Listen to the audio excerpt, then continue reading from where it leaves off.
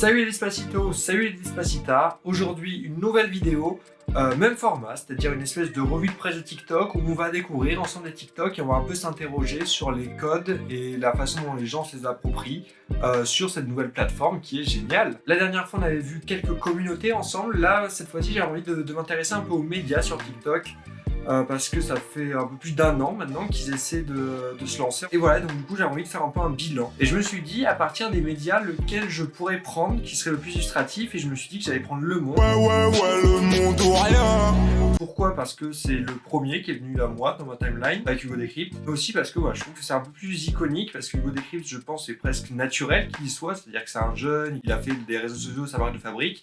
Le Monde, c'est pas vraiment le cas. Ça a dû faire l'objet de débats, l'objet d'une stratégie. De toute façon, vous inquiétez pas, on va débriefer ça. Et voilà, du coup, déjà, je me suis demandé, mais qu'est-ce que fait Le Monde sur TikTok? Et de façon très sommaire, ça s'explique d'un point de vue entrepreneurial. C'est-à-dire que si un jour, vous dirigez une entreprise, vous vous adressez à un certain public, à certains consommateurs. Aujourd'hui, les gens qui consomment Le Monde, ça va surtout être des adultes. Et à un moment, si votre entreprise arrête de faire un bénéfice en flèche, ou si elle perd de l'argent, le mieux à faire, c'est de trouver aussi de nouveaux marchés. Et pour une entreprise, le but, ça va être que ce public, eh bien, il grossisse. Et donc pour Le Monde, faire grossir ce public, ça veut aussi dire faire connaître le produit auprès des jeunes. Je vais pas m'étendre sur le cas du Monde parce qu'il y a plein de choses à dire, par exemple la façon dont ça se dématérialise ou la nouvelle embauche de journalistes. Mais en tout cas, voilà, ça passe aussi par s'installer sur TikTok. Pourquoi pas forcément pour vendre le journal, parce que de toute façon, je pense qu'ils sont assez lucides et qu'ils savent bien que les collégiens qui découvrent Le Monde via TikTok ne vont pas chez le journal, mais par déjà leur faire prendre conscience que Le Monde existe. Et c'est déjà bien parce que je me souviens encore d'une conférence à Couture, au Festival du journalisme, où les journalistes observaient aussi que Le Monde n'est en fait pas connu de tous les collégiens. Donc déjà on peut partir du principe que Le Monde est sur TikTok pour se faire plus connaître et donc in fine vendre plus. Ça peut paraître cynique, mais en réalité c'est un discours qui est assez assumé et assez compréhensible. Par exemple au Festival du journalisme, on a pu avoir un dirigeant du Monde qui l'a expliqué. Donc quand on a une stratégie d'arriver à les chercher sur les formats, qu'on les accompagne, il y a un moment, on arrive même à ce qu'ils s'abonnent et qu'ils aient accès à tous nos contenus. Mais bien sûr, on ne peut pas dire les choses aussi brutalement que ça. Et en plus, surtout, on ne peut pas se lancer sur TikTok pour se lancer sur TikTok. Et il faut une stratégie éditoriale et savoir un peu de quoi on va parler et à qui et comment. Et en l'occurrence, quand Le Monde s'est lancé, ils se sont dit, tiens, on va lutter contre les fake news. Parler aux jeunes sur Snapchat, sur TikTok, c'est aussi un moyen de les amener à comprendre qu'est-ce qui fait la qualité de l'information et pourquoi une information sérieuse est très différente de l'information qu'ils peuvent avoir accessible partout. Ce qui est une bonne idée en soi, parce que j'avoue que moi, j'avais pas fait gaffe au sujet, mais c'est vrai qu'il y en a pas mal sur TikTok. On est en revue de presse, donc on va aussi s'intéresser à la presse, et je vois donc dans les échos entreprises et marchés que les infox sur le Covid-19 et les vaccins pullulent sur TikTok, c'est-à-dire des fausses informations peuvent apparaître dès les premières minutes de consultation sur la plateforme. Je mettrai l'article en description. Mais en gros, ce que dit l'article qui s'appuie sur un papier de recherche, c'est que assez vite, en fait, si vous venez de vous inscrire, vous allez tomber sur des infos complotistes, et que vous interagissiez ou non avec ces infos, et bien vous allez tomber sur d'autres infos aussi. Et d'ailleurs, c'est un problème que TikTok prend au sérieux, puisqu'ils ont créé leur programme de sensibilisation à l'information qui s'appelle Esprit Critique, pour justement lutter contre les fake news. Bref, donc du coup, il y a les fake news, il y a Le Monde qui arrive, et qui se dit on va lutter contre. Et le truc aussi, c'est qu'ils se disent, tiens, mais qui est sur cette plateforme? Les 12-18 ans, bon, on va leur parler comme à des 12-18 ans. Et du coup, au début, à force de faire de la pédagogie, c'est vrai que c'était pas hyper glorieux. Quart de ces morts, c'est la partie beige de cette autre tasse. La proportion de noirs parmi les personnes tuées par arme à feu par la police est anormalement grande. Et tout à l'heure, je disais aussi en intro que tout le monde ne connaît pas Le Monde, et c'est vrai que du coup, ils ont aussi dû même se justifier sur le fait qu'ils étaient certifiés, ce qui a donné ce TikTok.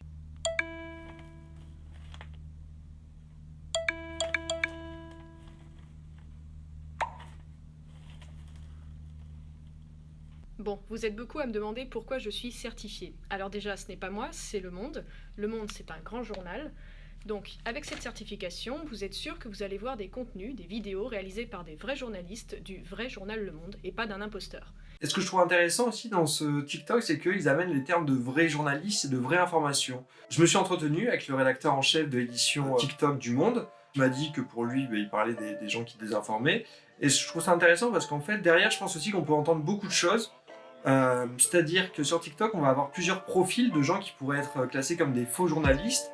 C'est-à-dire que même si le terme de faux journaliste ou d'imposteur va être un peu fort, il y a quand même des gens qui vont diffuser des informations tout simplement. Ça peut être soit en reprenant des informations de journaux et en les commentant et en les enrichissant et en les reprenant partiellement donc. Ton disque dur est comme augmenté. Ça peut être aussi parfois en faisant ses propres recherches sans se déclarer forcément journaliste, mais quand même en racontant n'importe quoi. Ça s'appelle le suicide quantique. Le concept, c'est que tu es tout seul dans une pièce avec une bombe qui, toutes les 3 secondes, a exactement 50% de chance d'exploser et de te tuer. Du coup, si au bout de 3 secondes t'es encore en vie, c'est cool, mais il y a un univers où t'es mort. Et en fait, aujourd'hui, on est déjà capable de téléporter des atomes, et on sera sûrement bientôt capable de téléporter des molécules. Ou encore, ça peut être faire de la propagande, faire de la réinformation avec des informations militantes finalement. You gotta turn the shit up. You gotta turn the shit up. You gotta turn the shit up. When we up in the... Et ce que je trouve intéressant de tout ça, c'est que finalement, le monde du coup a fait tout un truc autour des fake news, et que quand on regarde leur compte TikTok, eh bien ça parle pas tellement de ça. Vous pensez que l'homme des cavernes chassait le mammouth pendant que sa femme restait sagement à la grotte?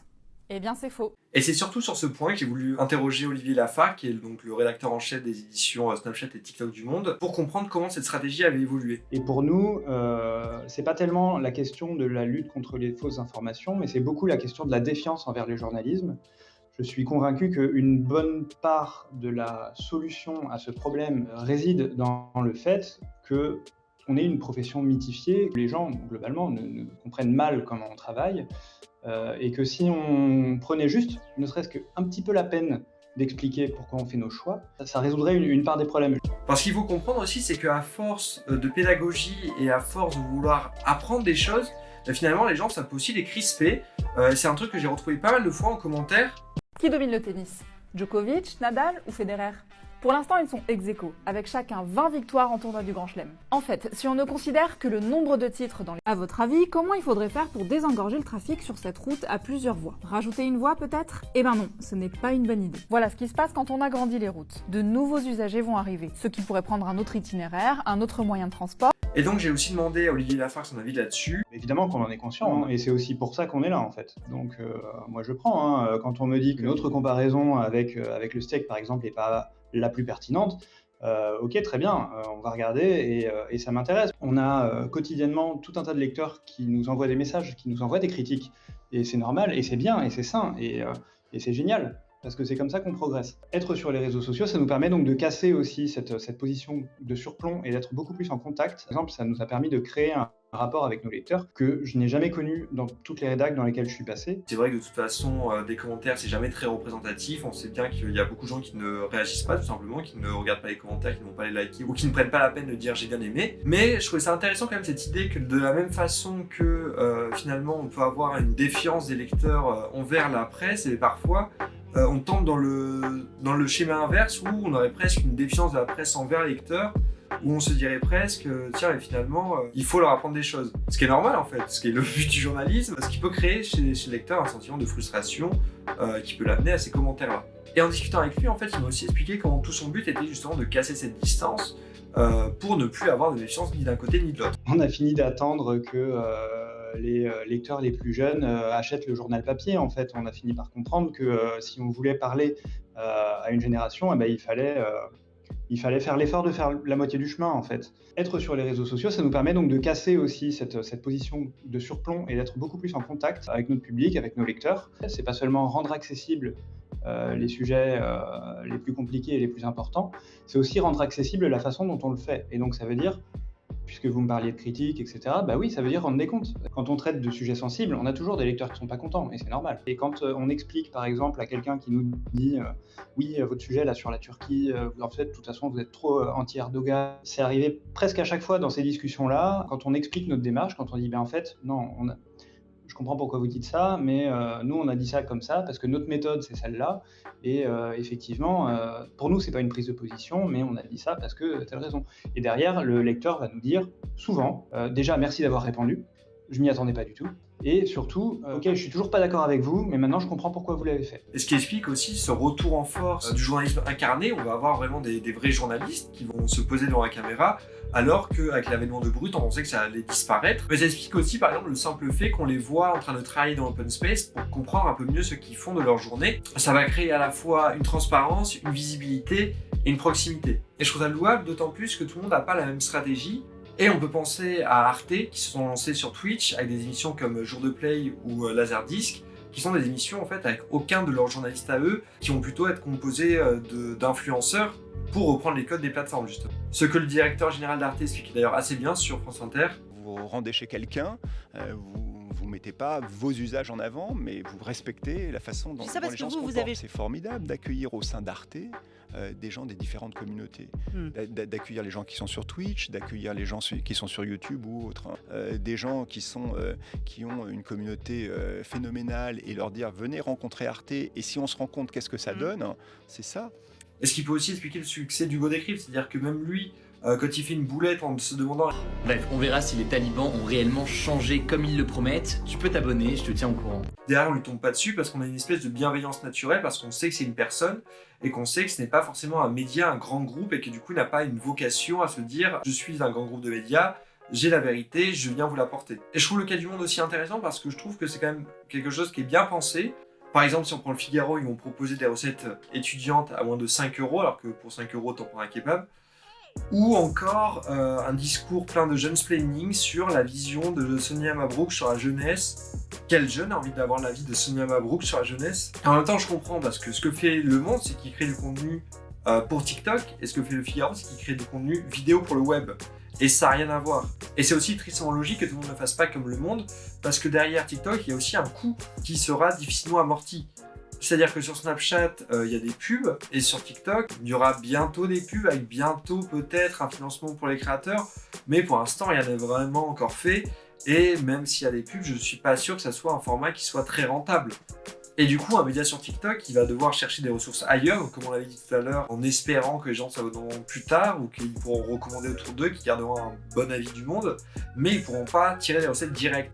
Ce qui explique aussi que les médias sont très emballés par l'idée de se lancer sur un réseau où on peut facilement faire 700 vues, 1000, 2000, 1 million de vues, mais aussi que l'argument financier est compliqué à surpasser. Il y a un article de l'INA qui essaie justement de comprendre comment les médias peuvent arriver à une rentabilité avec ça et la façon dont ils peuvent aussi se transformer quelque part un peu en agence de communication pour s'amortir, ce qui n'est pas non plus tout à fait évident. Si ça vous intéresse, je vous mets en description. J'avais un peu adapté cet article aussi, je vous mettrai aussi en description. Et ce qui est fou, c'est que malgré cette absence de rentabilité derrière TikTok, les médias continuent de se lancer, c'est-à-dire que Le Parisien aussi s'est lancé il y a un mois avec une rédaction, enfin avec des vidéos spécialement dédiées à TikTok. Et je pense aussi que ça en dit long sur notre époque, où pendant longtemps j'ai eu l'impression qu'on avait besoin d'un sentiment de familiarité avec la marque, et maintenant on a presque aussi besoin d'un sentiment de communiquer avec elle. Ça a pu expliquer l'essor des chatbots à un moment, et aujourd'hui ça explique l'essor des commentaires et du fait aussi que l'important c'est aussi de faire commenter les gens et de savoir leur répondre. J'ai en tout cas hâte de voir ce que ça va donner. Est-ce que TikTok va continuer? Comment? J'ai vu que Le Monde avait réinventé leur formule Snapchat. Peut-être que demain Hugo Décrypte se fera racheter par un plus gros média, ou du moins qu'ils décideront de lancer une marque à part spécialement pour TikTok. Ce qui n'est pas absurde, hein. D'ailleurs Le Monde avait lancé les décodex spécialement pour les fake news. Libération a lancé Check News quand il a fallu faire du fact-checking. Ils ont lancé Chez Paul quand il a fallu faire de la newsletter. Donc peut-être que demain un média arrivera plus masqué sur TikTok pour justement créer un nouveau sentiment de proximité comme on peut l'avoir avec Hugo Décrypte. Mais du coup il perdra aussi un peu de son image de marque. Voilà, c'est des évolutions qui m'intéressent beaucoup. J'espère qu'elles vous ont aussi intéressé. Je vous donne rendez-vous pour la prochaine vidéo. Je pense qu'on reparlera de communauté, que ça sera un peu moins sérieux. On verra bien. Je vous dis à bientôt. N'hésitez pas vous aussi à interagir avec la vidéo, puisque de toute façon il n'y a que ça qui marche pour l'algorithme. Je vous fais de gros bisous. Merci pour tous vos messages. Même s'ils ne sont pas nombreux, ça compte à chaque fois, ça me fait super plaisir. Et voilà, portez-vous bien.